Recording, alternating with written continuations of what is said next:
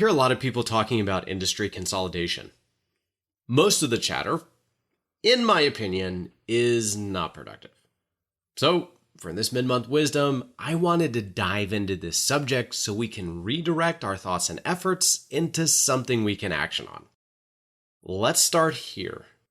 Poor uniformity of zoning tagging within county GIS systems fractured the mobile home park space.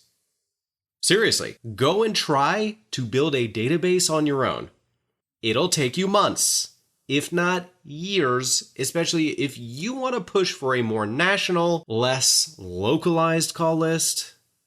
Each county has its own zoning nuance, if they even zone for mobile home parks.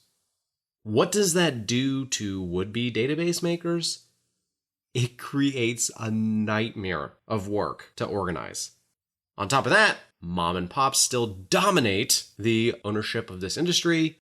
And as you know, mom and pops don't keep great records, which, by the way, makes acquisitions harder to finance. If cap rates correlate with bank interest rates, then poor record keeping limits upward pricing bounds for ownership turnover when records are atrocious. What that means for you is lower pricing. It also means operational inefficiencies you can capitalize on. Improving the value of your new mobile home park, cutting unnecessary expenses while raising revenues, all while keeping better records of things like rent rolls and tax returns so that someone else can come in and pay more market pricing as attractive financing can now be at play. Let's simplify that. 3 value steps exist here. Number 1, mom and pops sell to more efficient owners, improving records and operations. Number 2, rents go to the real market, not what Billy Bob down the street is pricing his mobile home park's lot rent at. And 3, bigger industry players buy from there. The way I see it, each worthwhile mobile home park will eventually jump through each of those 3 hurdles. I've seen firsthand plenty of mobile home parks jump through each of those hurdles within my short 5 years in this space. What that means for you is opportunity. However, it also signifies a closing window.